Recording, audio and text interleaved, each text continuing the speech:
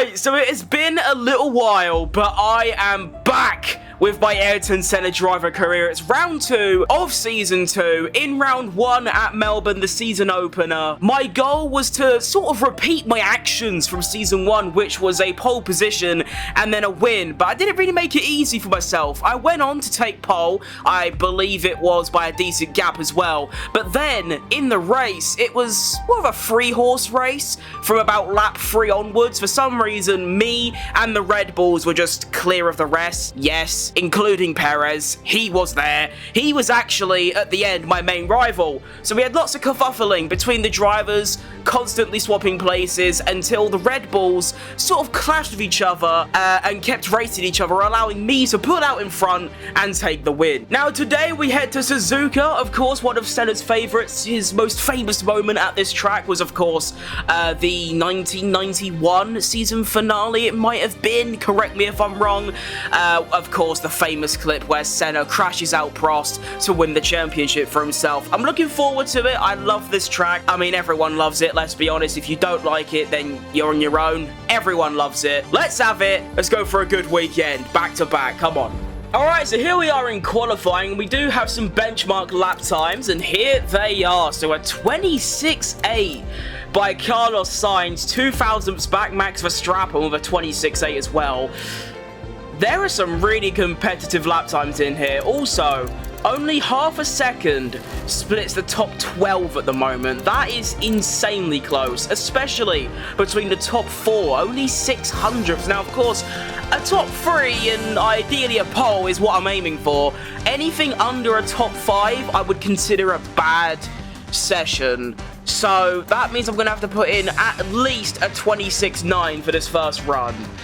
Now, I don't want to go into any pre-session, pre-weekend excuses, but I'm going to have to.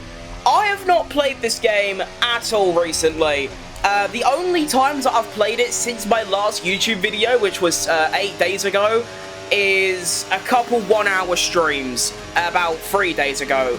So I'm very out of practice, and an absolute rotter could be on the cards. It doesn't help that you get completely blocked by run of the Red Bull. So yeah, I am going to have absolutely zero confidence on this first run because I don't remember how fast I can go. So sector 1, I'm going to be 2 tenths down on Théo Pourchaire. That's sort of expected. I am just trying to get a feel for the car again, and of course, I not only got blocked by the Red Bull, but the sector in general was just a bit stinky. Alright, through Sector 2, it's been a little bit better, but still reasonably stinky. What's it going to be? It's going to be... Oh no. What is it with me in Sector 2s? I just can't do Sector 2s, can I? We saw it in Melbourne. I was way behind in Sector 2, and it's the same thing in Suzuka. Oh, almost lost the car. And so for my first lap time, it's going to be a 28.5, which keeps me in P20. Oh, Nelly. Oh, Nelly. This is not good. I genuinely feel like I've never driven this car before. I've never played this game, which is crazy since I played it like 2 days ago. You'd think it wouldn't be this crazy, but it genuinely feels like I've never played this game. And so I currently sit 0.6 of a second behind Ocon, who now drives for Sauber, and I'm 2 seconds of George Russell, who is currently on provisional pole with 26.6. I would be shocked if I could even break into the top 10, which is going to be a 27 dead. But this is bad. This is one of the only times that I have ever done a career mode series and regretted not doing practice, because that would have, you know, doing practice would mean I wouldn't have this issue going into quali of not really knowing what I'm doing. And to be honest, I don't really see myself finding much lap time at all. But let's see how it goes. Into turn 1, I know I can be a lot later on the brakes. I need to somehow find myself again. Okay, that was pretty good. I think I can go flat round here, and then a slight lift, and that's gone horribly wrong. I need to do what Lando Norris does, which is find the limit, sometimes going over the limit. Only difference is him going over the limit is maybe like touching the grass or going into a gravel trap. me going over the limit is full on crashing, because that's what I need to do. But I find myself about a second up through the first sector, which is still only good enough for like P13, and then I go wide through there, and then, oh my goodness, this is going, oh my god. God forbid I actually drive a clean lap, my goodness. Still up, but I don't think I'm going to be able to find any time through Sector 2. There's not really any time to find, it's like 2 corners. But we'll give it a go. Round there, stick tight to the curb, throttle nice and early. That was pretty good. Found another 2 temps, but I'm still going to be very far behind. I'm still half a second off of the front runners at the moment. I'm 7 temps up on Porsche, but this lap is barely good enough for top 10. And here we go, I've been sent a video clip. I'm not really interested, to be honest. We crossed the line, and it is going to be a P7. All things considered, I genuinely don't see that as too bad. I mean, like I've said, I haven't touched the game in ages. I'm very out of practice, especially at a track like Suzuka, which you need so much commitment in order to do well at this track. And 3 temps off pole, yeah, I mean, I'm behind my teammate, and that should tell you what you need to know. I think that's the first time that Lando Norris has actively out-qualified me. P7, though, you could definitely race from that position. And, of course, anything like a safety car or a red flag, I'm right back in that mix. And with a good start, I could see myself up to P5 by turn 1, so it's definitely not over. A podium is still very, very doable. I don't know about the win, although George Russell told us in Spa that anything is possible, no matter where you start. But let's see what happens. Let's see what happens. Alright, so we're on the grid, and I'm feeling optimistic, despite having a pretty dreadful quali. The strategy is on the dodgy side, because although I think the soft medium is better, and that is what I'm going to use, I really don't like the tyre wear on the softs and how low it's going to get. Looking at this, we're looking at up to 80% tyre wear, maybe 100. That is outrageous. I mean, actually, looking at it from this point of view, the medium to hard is only 0.3 of a second slower in terms of projected race time, which doesn't really mean anything, but it's still only 0.3 slower, and even though I don't get that initial soft, like, performance, by lap sort of 6 or 7, I could be flying along nicely. So you know what? I just said I'm going to use this. I've changed my mind. The mind has been changed. I'm going for the alternate strategy. Will I regret it? Well, let's go find out, shall we? And it seems I might have made a decent call here, because everyone around me is on medium tyres as well. Let's go for a nice start. That's okay.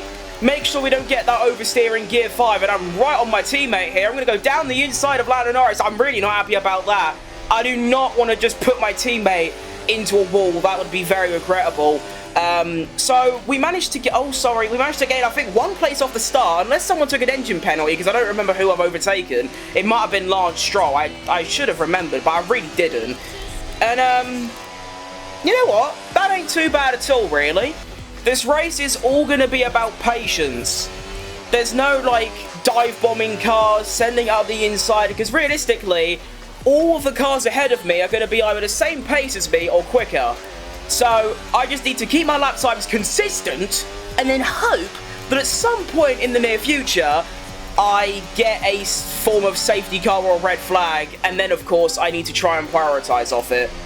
Basically what I'm trying to say is that on pace, I'll finish about, well, where I am. It's going to take a bit of fortune to gain some more places. Verstappen already has a near 2-second lead over Sergio Perez. As expected, Verstappen just take it off, although to be fair, that is no longer realistic. So that's interesting. I wonder if we will see a power swing, not only in real life, but also in the game, where, you know, maybe us, McLaren, or maybe even the Mercedes or the Ferraris can become the team to beat. There's a bit of a scrap going up ahead. I believe that is between Perez and one of the Ferraris. If they keep doing that, that'll open up a big opportunity for everyone behind, and because I'm an actual human being, it'll help me a lot more. So, Perez, Sainz, or Leclerc, whichever one it is, please dive bomb each other. That'd be a big help. Cheers in advance.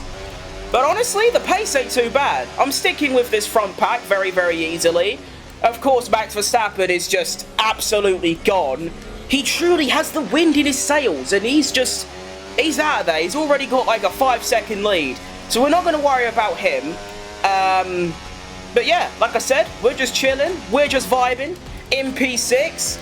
And we'll just see what happens during the race. But for now, we're just chilling. Although saying that, you can't really be chilling when you're driving at over 320 kph, you know what I mean?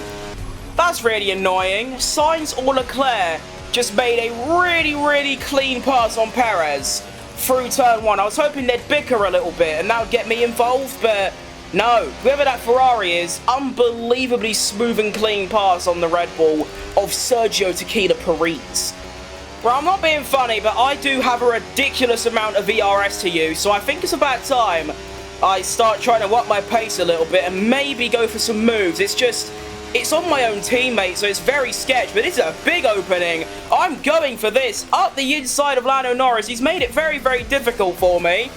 He's gone a bit wide. He's locked up as well, but I'm through. We also have a yellow flag somewhere. I believe that is behind, though, so we don't have to worry.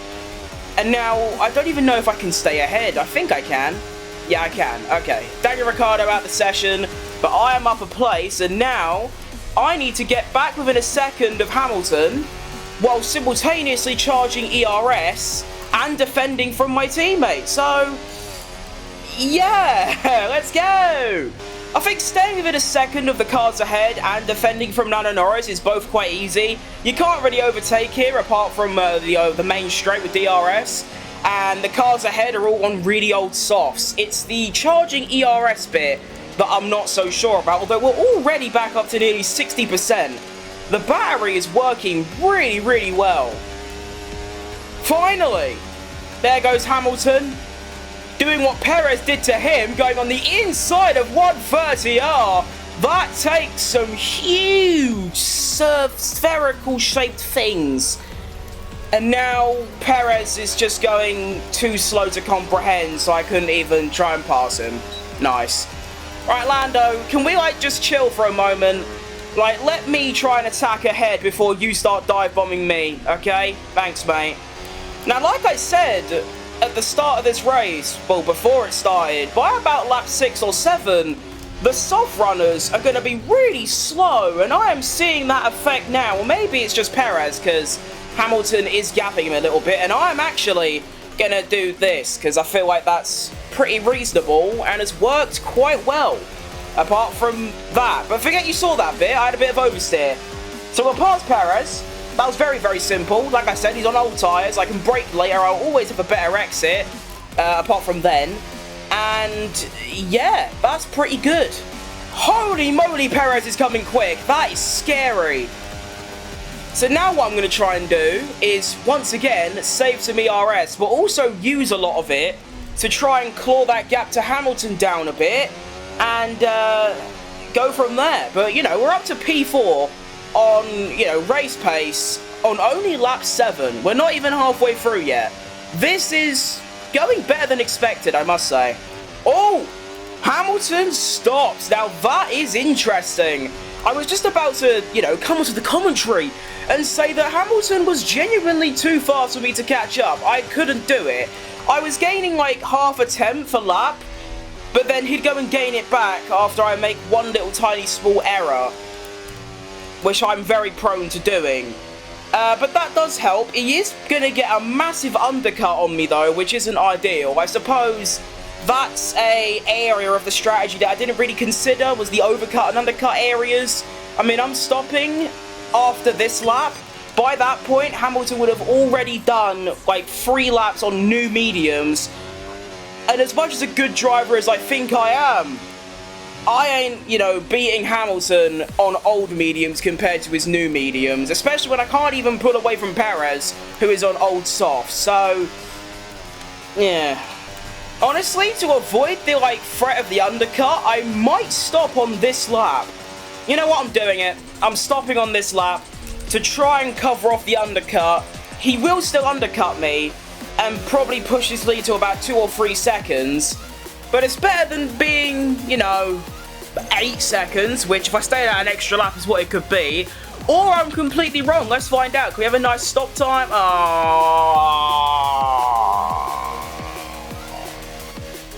You have got to be joking. So I come out ahead of Checo. That's Russell. Where's Hamilton? Oh no, that was Hamilton. Oh, okay. So my pit stop should have been an extra, we'll say, second. What should we say? A second quicker, 2.8. So that would have put me at 2.5. Okay. Thanks, team. And this is where the race starts to go the other way and goes completely wrong, because I'm on brand new tyres that don't work very well. I've got every car around me on mediums. It's done. It's over.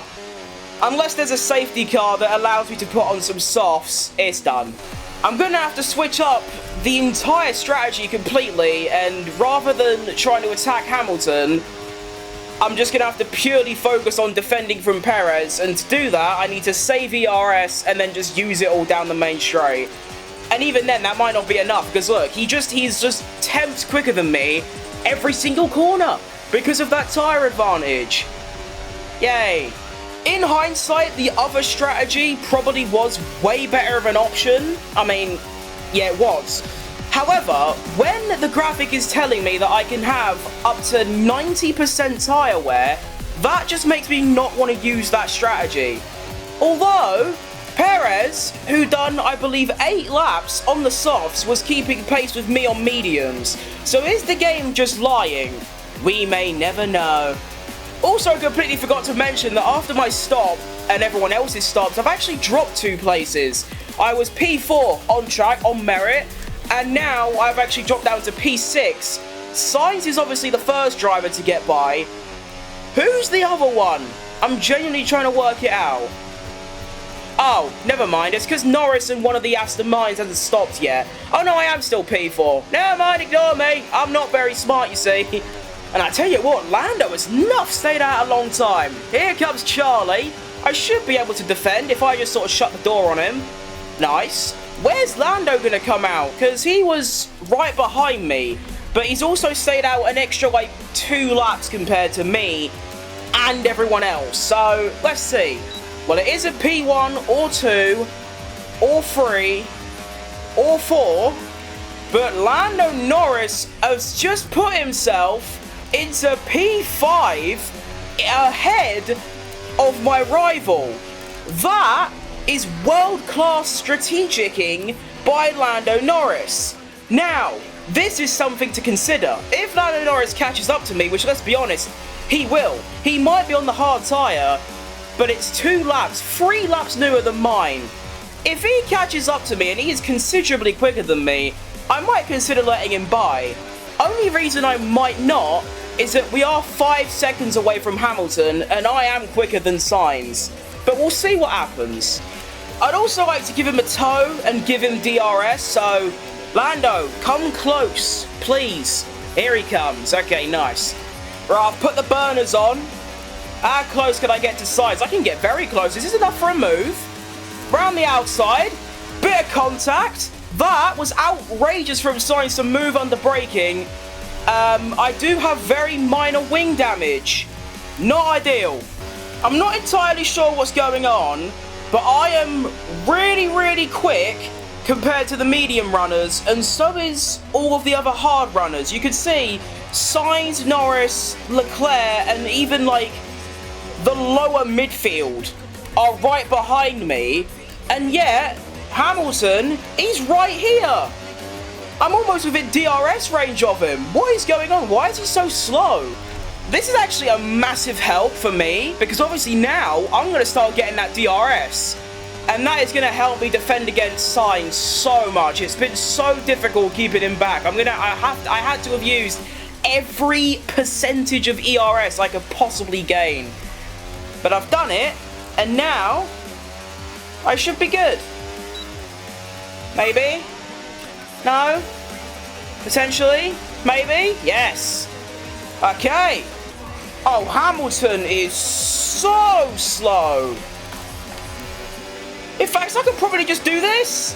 Oh my goodness, what a barbaric overtake. Have you ever seen an overtake there before? If you have, let me know. That is insane. That could help me out even more. I mean, if I could somehow clear Hamilton in just like half a lap, even though for some reason I'm really slow around that corner, it might take Sainz a little bit longer to get by him. Okay. And somehow, after saying it was completely over about 10 minutes ago, I now find myself in P2. Now, I don't think Verstappen's catchable. I mean, at the end of the day, it is 12 seconds in 4 laps, or 3 laps. No, it is 4 laps, but still. P2 is insane if I can hang on to it. But that is exactly what I didn't need. Carlos Sainz takes Hamilton around 130R. That is not ideal. Right, I've managed to keep Sainz out the DRS. 3 laps remaining. Verstappen is still pulling away. He's just...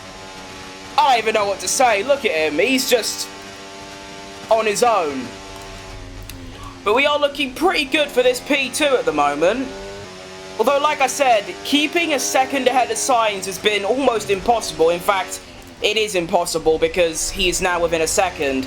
My car is literally driving on ice. I can barely get around any corner, fast or slow, without nearly spinning off. It is like driving one of them, like, Tokyo Drift cars. It's fun, but it isn't fast. Even with about 30% ERS, I don't think I can regain that second now. I mean, it's going to be about 3 tenths from now. It ain't happening. Also, Norris finally gets past Hamilton. Well done, mate. Penultimate lap. If I could just... Okay, yeah, so Sainz ain't getting me this lap. I could just realistically turn my ERS fully off as Lando Norris and Leclerc are fighting each other. That's interesting. I think Lando has won that fight, though. But yeah, technically I could just do this, right? I could just turn my ERS off. And even though I'm really slow, Sainz can't pass me. There's nowhere to pass. And then I'll have a full tank of ERS for the final lap. Bosh, P2. Surely. And here we go. Final lap. Sainz is right behind me. But look what I've got. I've got ERS. Please be enough. Oh no. Oh no. Oh no. Where's he got that speed from? Oh, for crying out loud. I thought I'd done enough. Here comes Sainz out of nowhere. I mean, he has got more straight line speed than me, even without DRS. But still, I thought I could maybe get him. It's not over. I still have the back straight and, of course, the final corner, which could provide a potential dive bomb. But that is not ideal. Right, here we go. Round here to begin the straight down to 130R. Overtake on. Come on, baby. Please tell me I've got some speed. There's a little bit in there. I'm going to turn my ERS off, swing her in to the outside, brake later, brake way later. Now I've got the inside line. I think I've done it. Let's go. Come on. Please let me lose it on the line. Yes, come on. That's what it's all about. What a move. What a move. Final corner, final possible chance. And he's only gone and done it. He's done it again. Oh my goodness. My hands are on fire after that. I don't know why, but recently when I drive, my hands just melt. But anyway, that was a great race. I feel like that had everything. Emotionally. It started out with a dismal qualifying and then a pretty optimistic and positive start, gaining a few places, got up to P4, and then it went completely negative again after stopping, going onto the harder compound and getting undercut by everyone, dropping down to P6 and then back up to P4. And then, all of a sudden, Hamilton was just really slow. And, you know, we got past him, and then, Chile. Carlos Sainz, he must be livid. He's got to be fuming after that one. Imagine losing a podium, or actually lost a P2 in the final corner. That is crazy.